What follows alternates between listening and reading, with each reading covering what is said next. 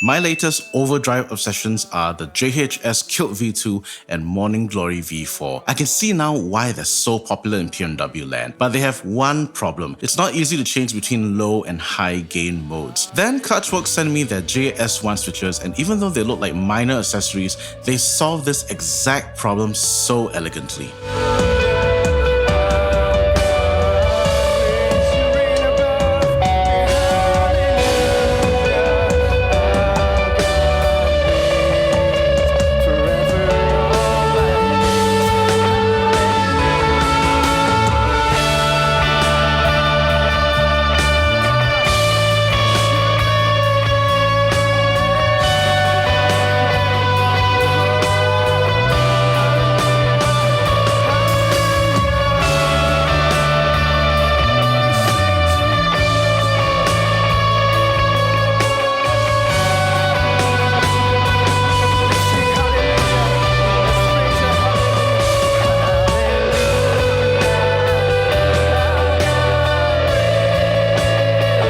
If you've ever played with JHS drives, you know the frustration. Those two-stage drives with gain toggles tucked on top of the enclosure. Amazing flexibility, but only if you're willing to bend down and toggle it. That's where the JS1 comes in. It's simple, it's clean, and I cannot overstate this. It changes how I use a JHS drive completely. A big thank you to Cltchworks for sending me the JS1 switches to install onto my JHS drives. I get to keep them, but they have had no say in the making of this video. All thoughts and opinions remain my own. The Cltchworks JS1 is a mini red remote switch that mounts directly onto select JHS pedals like the Cltchworks V2, Morning Glory V4, and the Superbolt V2. It taps into the pedal's remote switching jack, but instead of occupying pedal board real estate with a whole extra foot switch and patch cable, it attaches flush with the pedal itself. Okay, confession time. I think you were supposed to take the original washer off your pedal using the tool provided and then use these washers in place of them, but I didn't do that. Instead, I reused the original nut and screwed it back onto the pedal. I don't think it's an issue, and when I sent a picture to Cltchworks on their Instagram DM, they didn't seem to think that it was a problem either. So I think using the original nut that that comes with the pedal, that allows you to tighten up the JS1 really tightly onto your pedal. Anyone at Cltchworks, if you're listening on this, please let me know and put it in the comments below if this is something that is going to be an issue. Do let us know.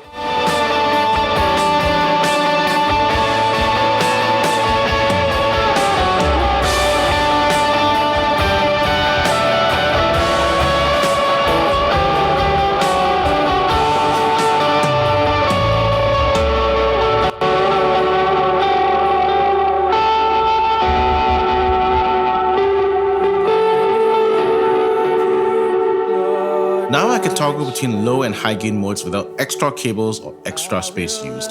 It's small, it's smart, and it solves a workflow problem I didn't realize was holding me back. Let's round this up with a list of pros and cons. For pros, the JS1 mounts directly onto the pedal, no extra cable mess. There's instant two-stage gain access, usable mid-song without missing a beat. It feels like a true channel switch for JHS drives. Finally, it's affordable and easy to install, and take it from me, a non-handyman guy. For cons, it's only compatible with JHS drives that have red remote capability, so don't get this if you have a Superbolt V1. Also, it makes the pedal very tall. So tall that you have to ensure that your pedal board back can accommodate the extra height.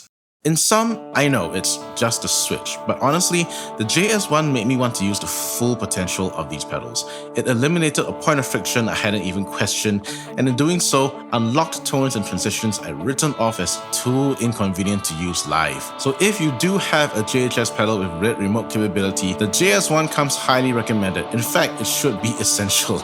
It's not flashy, it's not glamorous, but it does what every piece of gear should. It makes the pedals you already own better. If you're using one of these pedals, I'd love to hear how you're setting up your tones.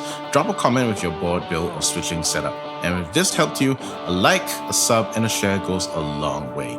Links to check out the JS1 and my Tone X amp profiles used in this video will be in the description box and pinned comment.